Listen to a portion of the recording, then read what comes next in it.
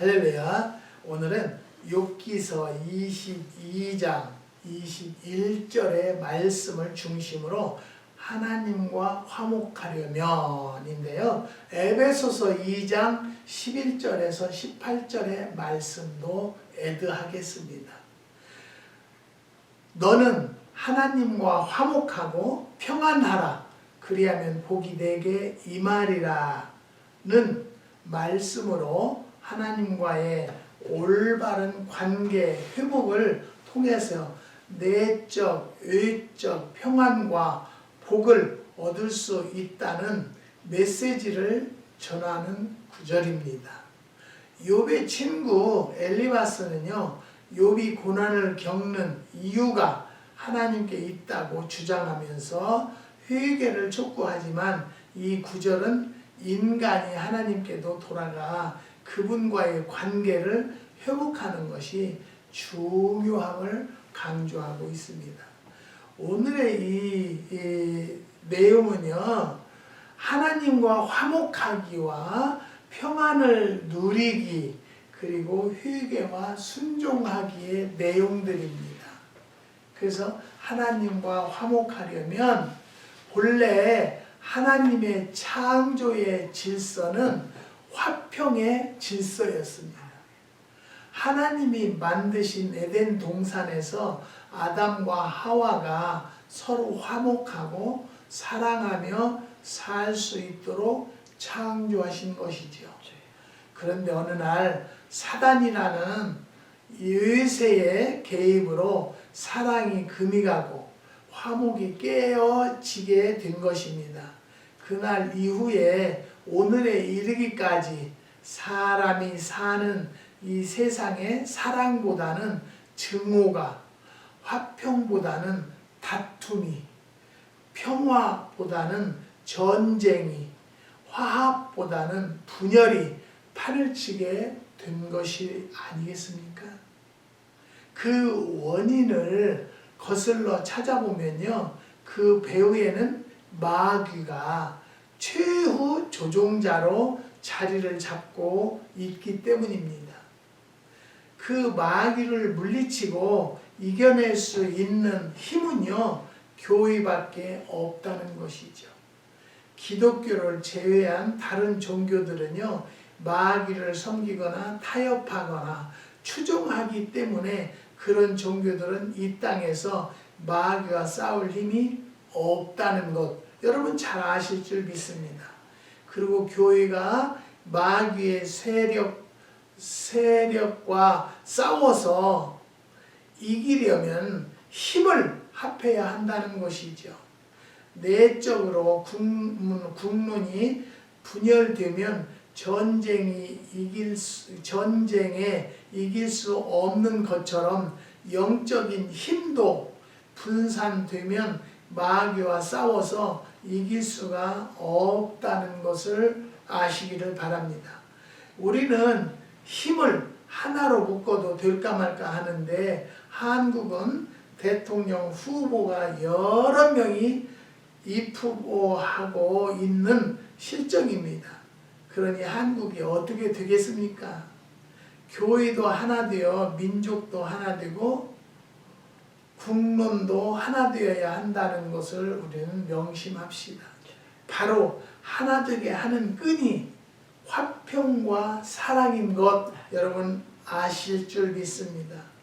티격태격 걸핏하며 싸우고 진정으로 되돌아오는 딸에게 어느 날 친정 부모가 순금사슬로 만든 긴 끈을 주면서 남편과 너를 이 줄로 묶고 하나가 되라고 했다고 합니다. 그리고 100만원짜리 수표로 엮어서 만든 노끈을 주면서 이 줄로 너희 둘을 꽁꽁 묶어 제발 싸우지 말고 하나가 되라고 당부했다고 합니다. 금사슬과 돈으로 만든 끈으로 하나 될 수 있다고 여러분 생각하십니까? 그런 건 어렵습니다. 사랑과 화평으로만 가능한 것이기 때문입니다. 부부를 묶고 교회를 하나 되게 하고 민족을 하나 되게 할 수 있는 것은요, 그리스도의 사랑과 화평뿐이라는 것을 믿으시기를 바랍니다. 그래서 저는 항상 우리 큰빛 교회의 표어를 하나님과 화목하자. 하나님과 화목하면요, 모든 것은 이루어지고요, 하나님께서 역사하신다는 것을 믿으시기를 바랍니다. 그때보다도 화목할 때가 되었다는 것, 하나님과 화목할 때가 된 줄을 믿습니다. 에베소서 2장 14절을 보면요, 그는 우리의 화평이신지라 둘로 하나를 만드사 중간에 막힌 담을 허시고 라고 했습니다. 2장 16절을 보면요, 또 십자가로 이 둘을 한 몸으로 하나님과 화목하게 하려 하심이라고 했어요. 이상의 구절을 정리하면요, 그리스도는 우리의 화평이시라는 것, 그리스도께서 막힌 담을 허시고 화평을 만들어 주셨다는 것, 그리고 그 화평을 만들기 위해서 십자가에 죽으셨다는 것입니다. 아담과 하와는요, 하나님이 주신 화평을 스스로 깨트린 자들입니다. 그 후손인 인간들도 계속 화평을 깨트리고 있다는 것이죠. 그 결과는 뻔합니다. 위에서 말씀드린 다툼, 시기, 분열, 전쟁, 불안으로 편할 날이 없게 되었다는 것이죠. 사랑하는 성도 여러분, 한국의 정치인들, 민주당과 국민의당이요? 국민의힘인가, 두 당이 대단해요. 서로 헐뜯고 잡아 죽이기로 아주 그렇게 욕도를 하고요. 나라가 어떻게 되려고 그러는지 하나님께서 잡아주시고 역사해 주시라고 저는 기도할 뿐입니다. 사랑하는 성도 여러분, 오늘요 크게 두 가지의 화평을 생각하려고 하는데요. 첫 번째는요, 하나님과 화평입니다. 욥기서 22장 21절을 보면요, 너는 하나님과 화목하고 평안하라, 그리하면 복이 내게 임하리라고 했습니다. 제가 말씀드렸죠. 하나님과 화목하면은요, 안 되는 것도 역사하시고 못하는 것도 역사하시는 하나님이 이루어 주신다는 것을 믿으십니까? 아멘. 하나님과 화목해야 평안이 오고 평안해야 복이 임하는 것이죠. 본래는요, 아담과 하와는 하나님과 화목했었습니다. 그러나 마귀의 꾀에 빠지면서 그 화목이 깨졌다는 것이죠. 지금도 마귀는 화목을 깨트리기 위해서 수단과 방법을 가리지 않는다는 것, 여러분 깨달으시기를 바랍니다.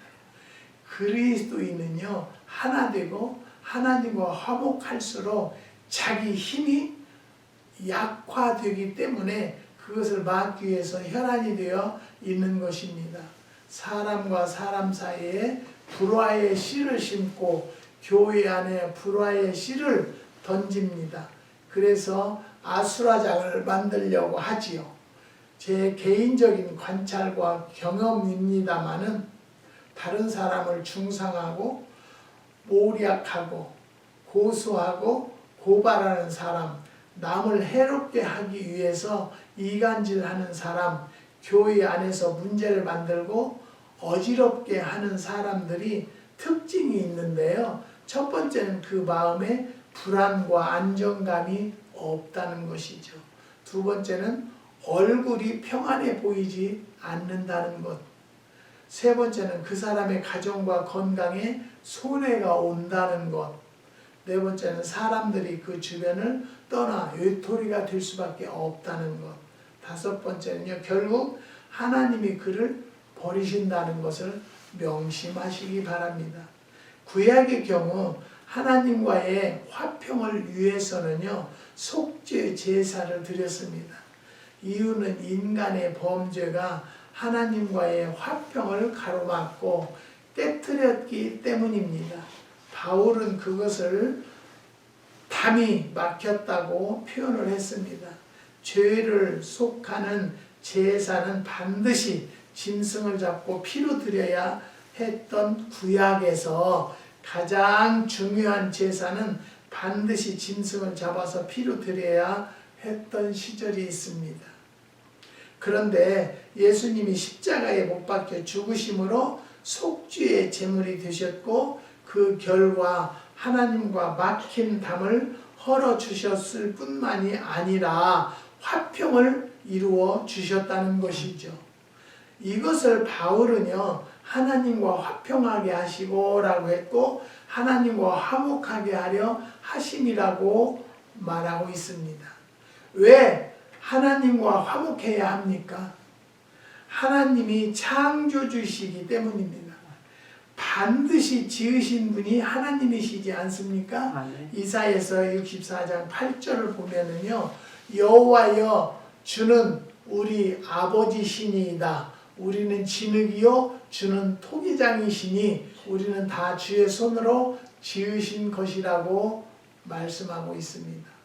피조물이 창조주에게 대들고 그 권위를 무시하면 그 날로 끝이 나고 마는 것입니다. 이사야서 45장 12절을 보면요, 내가 땅을 만들고 그 위에 사람을 창조하였으며 내가 친수로 하늘을 펴고 그 만상을 명하였노라고 했습니다. 창세기 19장 29절을 보면요, 하나님이 소돔과 고모라 성을 엎으셨다고 했습니다. 하나님은 만들기도 하시고 없애기도 하시는 분입니다. 세우기도 하시고 엎어 버리기도 하시는 분입니다.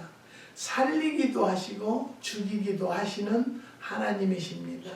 흥하게도 하시고 망하게도 하십니다. 창조하신 주인이시기 때문인 것 믿으시기를 주님의 이름으로 부탁을 드립니다. 그 하나님과 불화하고 대들고 거역하고 외면하고 어떻게 살 수가 있겠습니까? 어느 목사님은요, 내가 한번 그 텔레비를 보는 중에 그 목사님이 나왔는데 그 목사님이 뭐라고 하냐면요, 하나님하고 나는 굉장히 친하대요. 친하다는 표현을 하면 안 되고요, 가깝다고 해야 돼요. 저는 그렇게 생각해요. 친하다고 해서요, 뭐라고 하냐면 그 말 끝에 하나님 너 나한테 까불면 죽어. 그 말을 듣고 저는 기절을 뻔알았어요. 사랑하는 성도 여러분, 목사라는 사람 입에서 그렇게 나오는 그 목사도 좋다고, 여기에서도 내가 아는 권사님도 그 목사한테 500불씩 보내더라고요, 달달이. 여러분, 믿음을 잘 찾으셔서 지도자를 잘 만나야 돼요. 그런 지도자를 만나도 주여 주여 하면요, 다 구원받는다고 하지 않았어요. 올바로 교육을 받아야 되고요, 올바로 믿어야 된다는 것을 믿으시기를 부탁을 드립니다. 박정희 대통령 시절부터요, 주일날에 공무원 시험 치는 일과 국가 공공 행사하는 것을 중지해 달라고 줄기차게 건의해 왔었습니다. 그런데 전두환, 노태우, 김영삼 정부에도 건의했다고 합니다. 또 국회에도 건의했었지만은 여러 가지 핑계로 대답이 없었다고 합니다. 그런데 지난번에는요, 총무처 장관이라는 김한규 장관이 주일에 실시하던 국가고시를 평일과 바꾸겠다고 발표를 했다고 합니다. 그런데 이번에는 또 불교계가 반기를 들고 나섰다고 합니다. 한국이 기독교 국가냐며 종전대로 환원하라고 하고 야당이 부추기고 나서서는 종전대로 하라며 장관을 공격하기 시작했다고 합니다. 이 나라는 알 수가 없어요. 제가 아는 장로님이 소방관리사 자격증 시험이 있대요. 근데 주일날 보더라고요. 그거 보고 이것도 아직도 못 고쳤구나. 사랑하는 성도 여러분, 한국은요 좀 나는 요즘에 그 느끼는 것은 뭐냐면요. 그 아파트 문제가 지금 심각했잖아요. 근데 보면은요, 거기에 무슨 장관이다, 감투를 쓴 사람은요, 엄청난 아파트가 몇 채씩 가지고 있어요. 그러면서 국민들한테는 많이 사지 마라, 투자하지 마라, 말이 되겠습니까? 정치인이다, 무슨 장관이다 나오면요, 나는 그 사람의 인격을 먼저 보게 돼요. 저 사람은 아파트를 몇 채를 가지고 있을까? 또 투자를 얼마나 하고 있을까? 사랑하는 성도 여러분, 우리는요, 정말로 제가 항상 말씀드리는 것은요, 아이들에게요, 인격을 갖추도록 교육을 시켜야 돼요. 인성 교육을 제대로 시켜야 된다라고 말씀드리고 싶어요. 올바른 사람이 대통령이나 올바른 사람이 유정자가 되었다라면 부정행위 하겠어요? 앞에서는 하지 말라고 하는데 저는 왜 많이 그렇게 해놓는 거예요? 그리고는 서민들은 죽도록 만드는 거예요.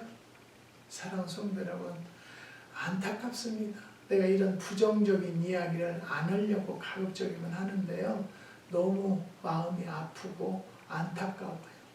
이 서민들만 힘든 거예요. 있는 사람들은 아파트가 뭐 몇십억짜리가 수채가 있다고 소리를 할 때, 아유, 참 안타깝다. 자기가 정부에서 주는 공무원이니까 그 월급만 해도요, 충분히 살 수 있지 않을까요? 근데 무엇 때문에 그런 데다 투자를 하고 그렇게 살을까요?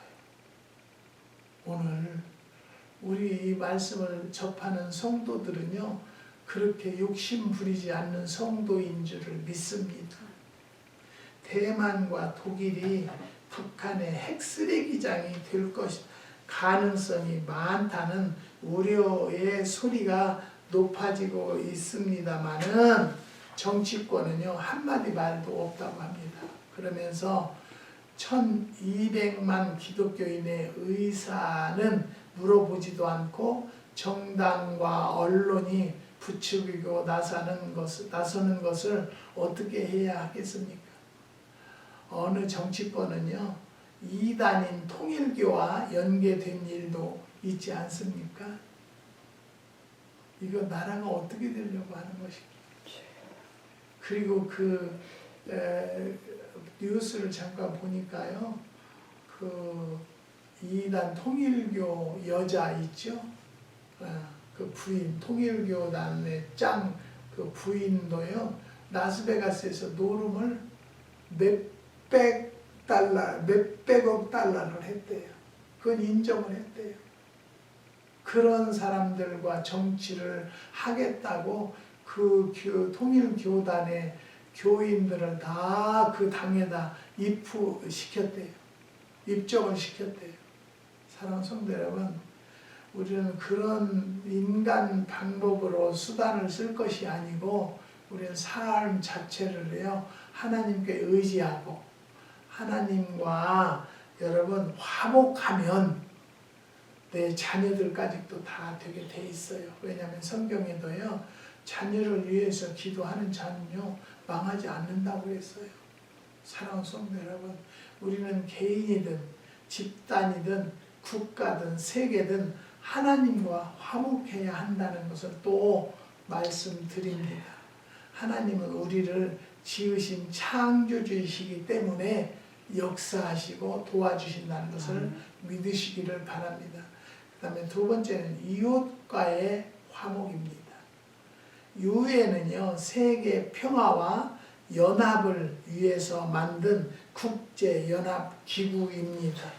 그런데 시사주간지 뉴스워크의 보도에 의하면 유엔 본부 안에 부처 간에 불화가 있고 경제적 부조리가 있다는 것이죠. 이것은요, 하나의 예에 불과할 수밖에 없습니다.